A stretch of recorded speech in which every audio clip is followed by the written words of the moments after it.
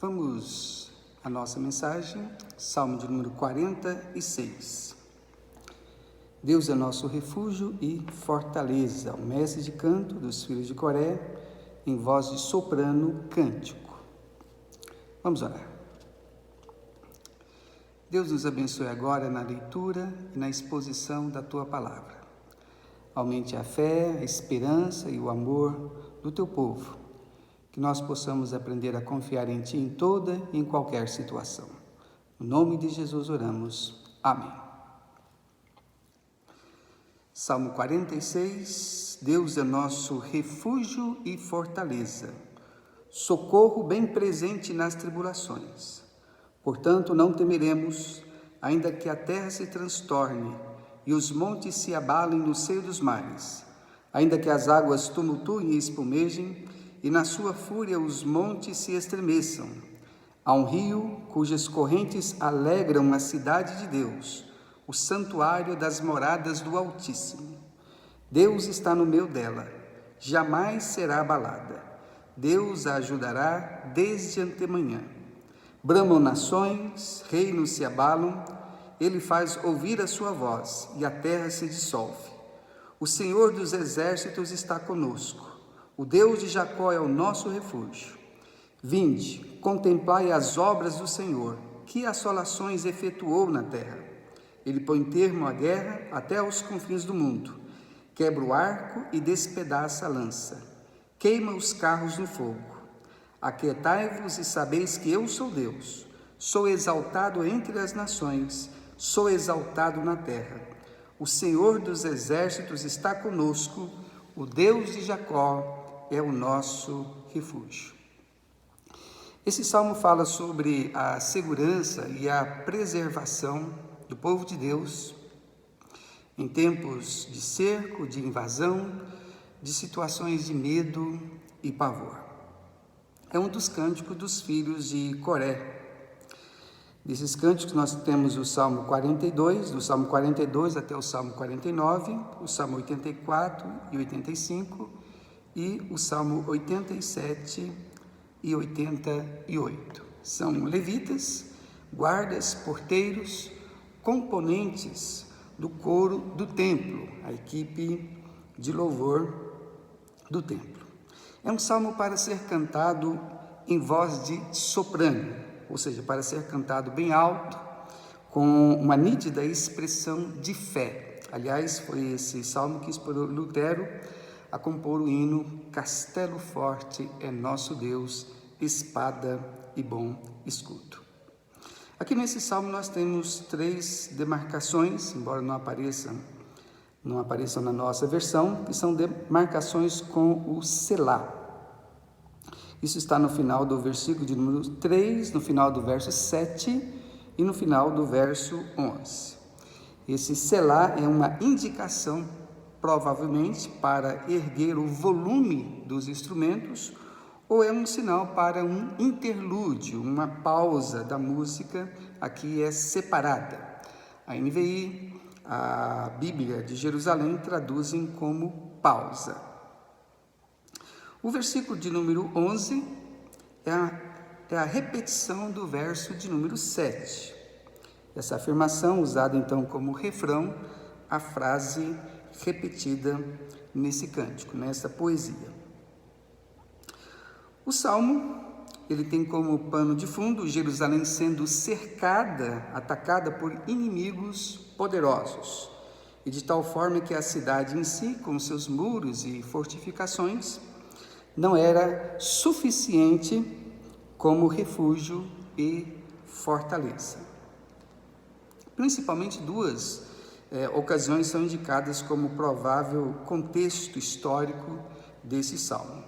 Quando Jerusalém foi atacada pelos moabitas e amonitas no tempo de Josafá, lá em 2 Crônicas, capítulo 20, quando Jaziel, cheio do Espírito Santo, disse: Dai ouvidos, todo Judá, e vós, moradores de Jerusalém, e tu, ó rei Josafá, ao que vos diz o Senhor: Não temais, nem vos assusteis por causa dessa grande multidão, pois a peleja não é vossa, mas de Deus.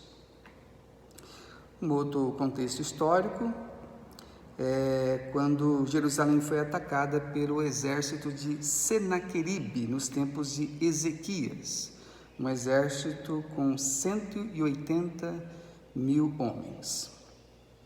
Eu vou dividir essa mensagem em 3 partes, lembrando que é um salmo de incentivo quando nós enfrentamos situações semelhantes de cerco, de ataque, de tumulto, de revolta, de ameaça, de medo, de pavor. Então, 3 partes aí acompanhando os 3 selás. Primeiro do verso 1 até o verso 3, Deus é refúgio e fortaleza. Depois do verso 4 até o verso 7, Deus está presente e atuante. E do verso 8 até o verso 11, Deus é exaltado. A segurança e a preservação do povo de Deus.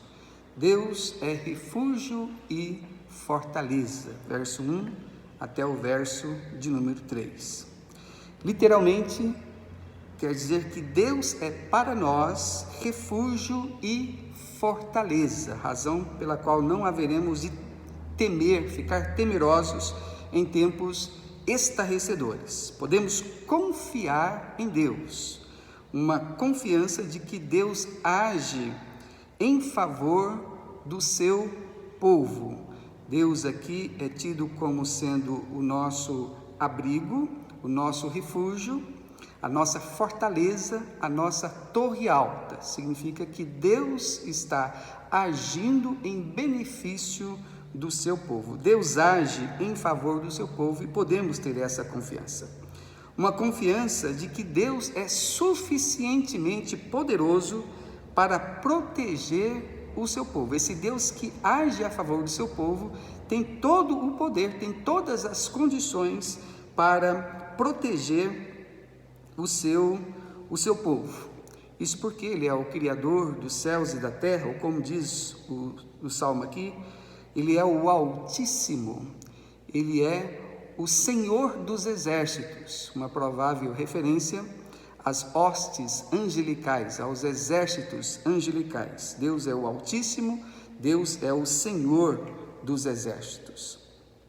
Uma confiança que podemos ter em Deus, de que Ele é um socorro abundantemente disponível para o seu povo em toda e em qualquer situação. Socorro bem presente nas tribulações. Não significa que o povo de Deus não possa ser dominado pelo medo. Por exemplo, na época de Josafá, quando o exército de Moabe e de Amon estava invadindo Jerusalém, estava por invadir Jerusalém, eles tiveram medo, eles começaram antes disso jejuar e clamar pelo socorro de Deus.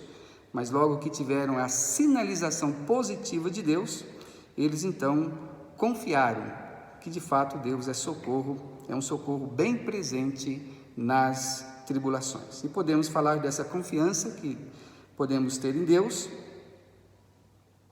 como uma confiança destemida, pois o versículo de número 2 e 3 fala: portanto, não temeremos, ainda que a terra transtorne, ainda que a terra transtorne e os montes se abalem nos seios dos mares, um rebuliço, um furacão, ainda que as águas tumultuem e espumejem, tipo de um tsunami, e na sua fúria os montes se estremeçam. Daí a ideia de um abalo, de um terremoto.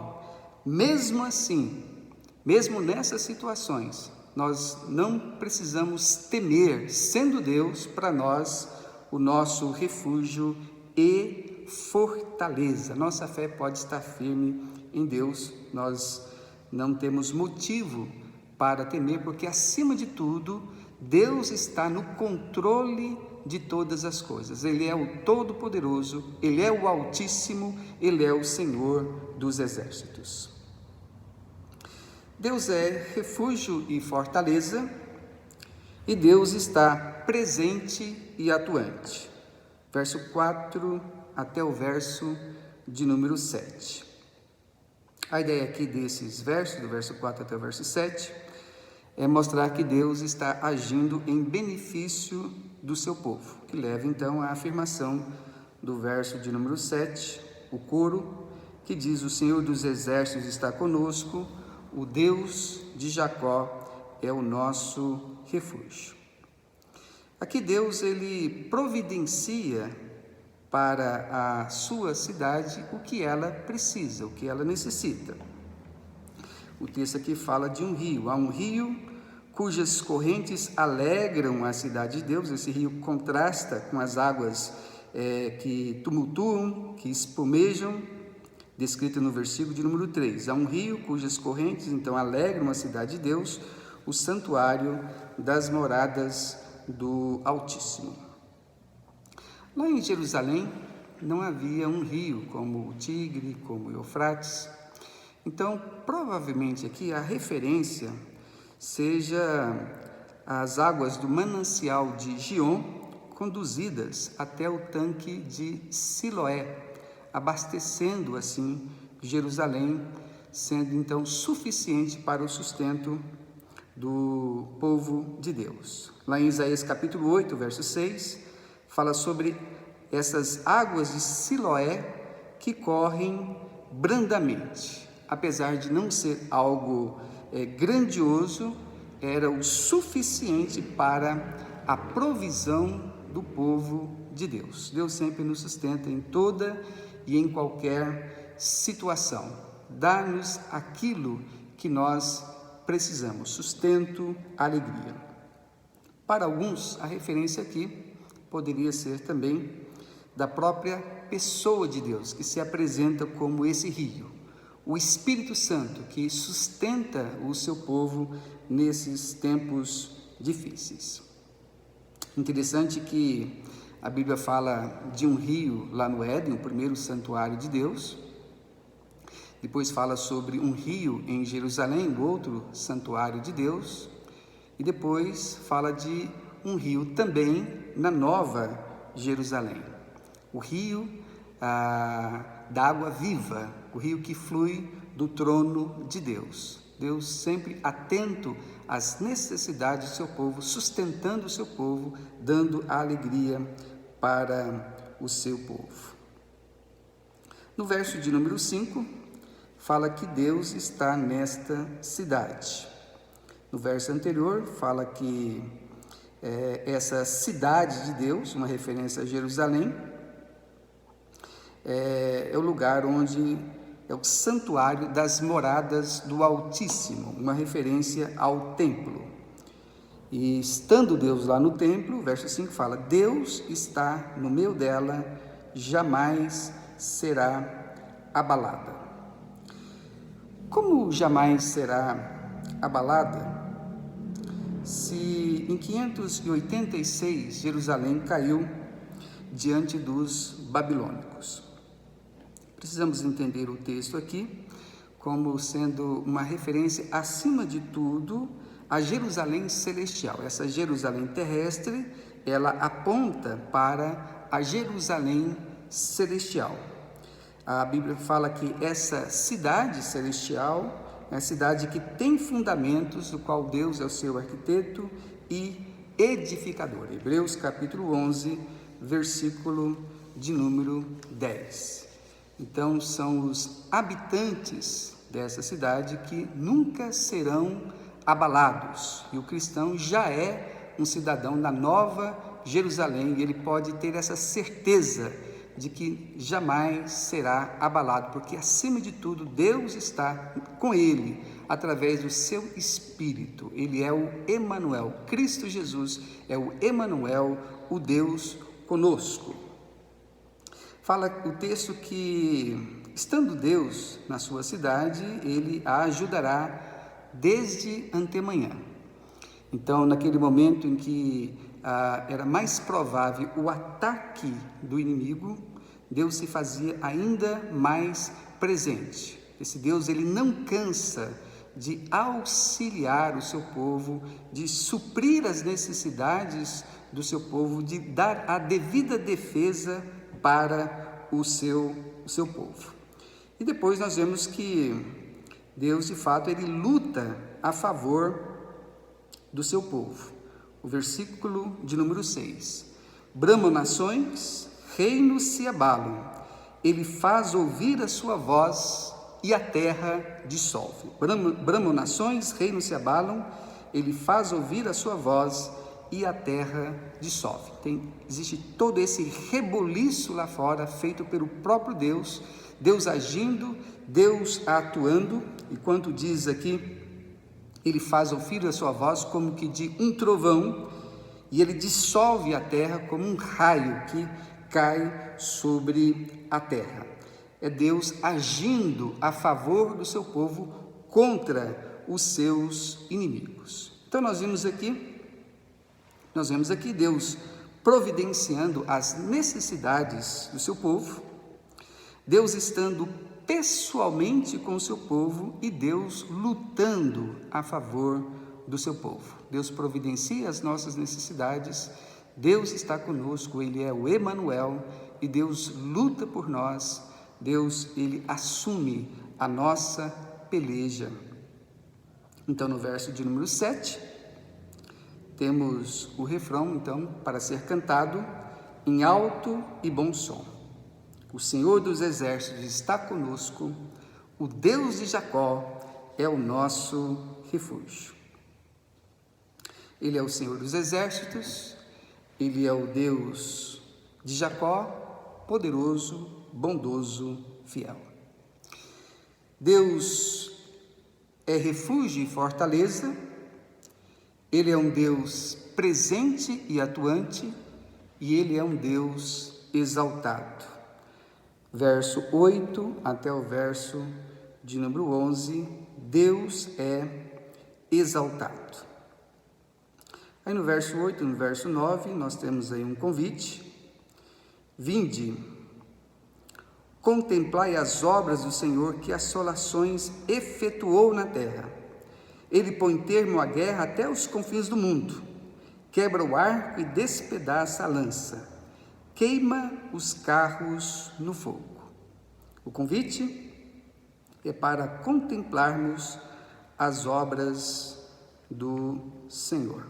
Contemplarmos as obras do Senhor, vermos como Deus tem agido na história, levando tanto a sua salvação, como também o seu juízo. O texto aqui destaca o juízo de Deus, mas também dá a entender a salvação de Deus.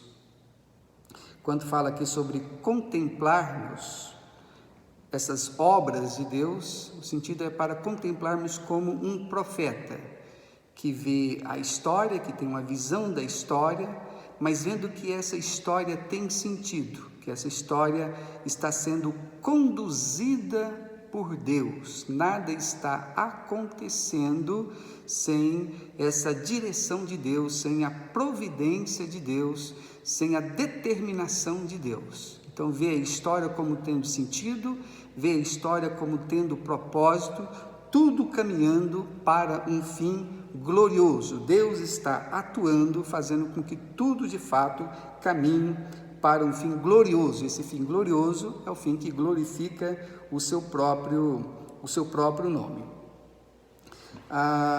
Pelo que diz o verso de número 9, nós vemos que Deus ele faz isso, ele atua, e atua como sendo, usando a linguagem lá de Isaías, o capítulo de número 9, ele age como sendo o príncipe da paz, aquele que põe termo à guerra até os confins do mundo, que quebra o arco e despedaça a lança, que queima os carros no fogo. Então Deus ele está agindo no mundo como sendo esse príncipe da paz. Nós sabemos que isso se dará de uma forma definitiva na vinda de nosso Senhor e Salvador Jesus Cristo. Por enquanto, nós temos guerras, nós temos rumores de guerras, nós temos pestes, epidemias, pandemias, terremotos, tudo isso. Mas Deus vai restaurar totalmente a sua criação. Ele vai fazer com que haja esse governo de paz estabelecido pelo seu Filho, Cristo Jesus. Portanto, diz o verso de número 10, todos devem se aquietar e saber que Deus é Deus. Aquietai-vos e sabeis que eu sou Deus. Sou exaltado na terra, sou exaltado entre as nações. Esse aquietai-vos aqui, se a referência às nações, o sentido pode ser: parem de lutar, reconheçam o senhorio de Deus, reconheçam o senhorio de Cristo Jesus. E se a referência é para os cristãos ou para os fiéis, lá no Velho Testamento, o sentido é que nós não devemos temer sendo atacados pelas nações, sendo cercados de diversos problemas. Isso porque Deus é Deus e nós podemos muito bem e devemos muito bem confiar nele, que ele tem todo o poder para resolver tudo de acordo com a sua vontade boa, perfeita e agradável. Então nós não precisamos temer, ou como diz o texto, em me vindo o temor, hei de confiar em ti, sabendo que Deus é Deus. Jonathan Edwards disse: a única consideração que Deus é Deus é suficiente para calar todas as objeções à sua soberania. Devemos crer sim na soberania de Deus, nos aquietarmos e sabermos que de fato Ele é Deus. Interessante a maneira pelo qual Josafá aplicou isto quando Jerusalém estava sendo atacada pelo exército de Moabe e o exército de Amon, esses dois exércitos. Deus deixou bem claro que eles não deveriam nem mesmo lutar, simplesmente tomar posição e ver a vitória de Deus. E eles fizeram isso, e Josafá ele resolveu colocar na frente do exército o coral, a equipe de cânticos, demonstrando a sua confiança em Deus. E eles cantavam: rendei graças ao Senhor, porque a sua misericórdia dura para sempre. No momento que eles cantavam, Deus pelejou pelo seu povo. E nessa situação, eles não precisaram fazer nada. Eles simplesmente se aquietaram, sabendo que de fato Deus é Deus, o Todo-Poderoso.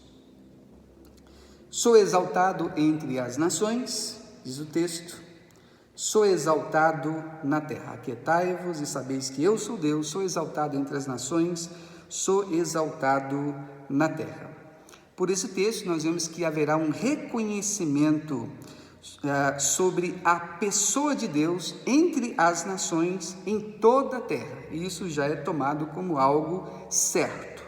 Deus será exaltado entre as nações, Deus será exaltado na terra. Bem sabemos que essa exaltação é através de Cristo Jesus. Por exemplo, lá em Filipenses, o capítulo de número 2,